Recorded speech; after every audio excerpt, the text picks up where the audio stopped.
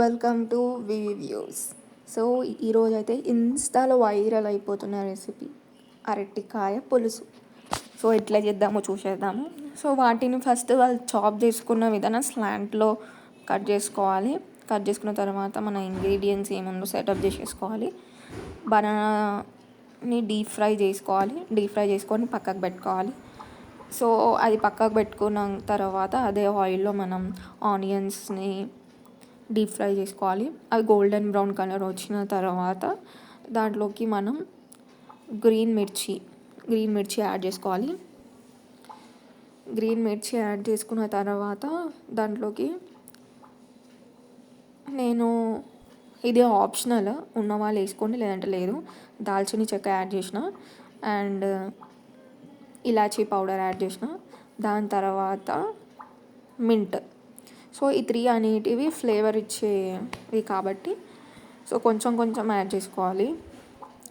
ఇవి తర్వాత కొంచెం ఫ్రై అయిన తర్వాత దాంట్లోకి మనం కొరియాండర్ మీకు నచ్చిన క్వాంటిటీలో వేసుకోండి. కొరియాండర్ ఏం చేస్తారంటే గార్నిష్ చేస్తారు కొరియాండర్ని చాలామంది.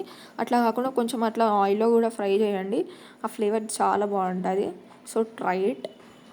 సో అది కూడా కొంచెం ఫ్రై అయిన తర్వాత మనం ఉడకబెట్టుకున్న చింతపండు పులుసు ఏదైతే ఉంటుందో అది మనం సపరేట్ చేసుకోవాలి పులుసు.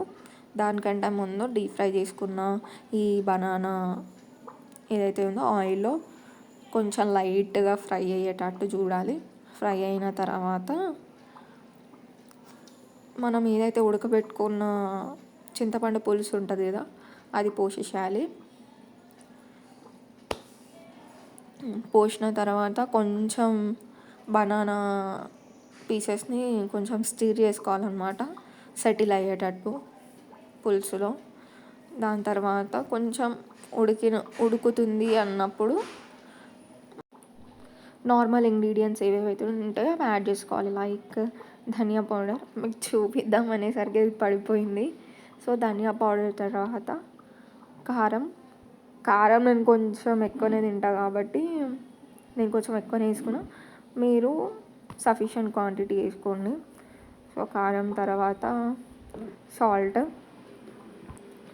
కూడా మీకు నచ్చినంత. సో ఈ ఇంగ్రీడియంట్స్ స్పెసిఫిక్గా క్వాంటిటీ మెన్షన్ చేసేది ఉండదు, అది మీకు నచ్చినంత ప్రిఫర్ చేసుకోవాలి మీరే. సో నెక్స్ట్ పసుపు. ఇవన్నీ కామన్ ఇంగ్రీడియంట్స్. కారం, ఉప్పు, పసుపు, ధనియా పౌడర్. పులుసు అంటే ఇవి కామన్ కదా. తర్వాత ఫ్రెష్గా మనం రుబ్బుకున్న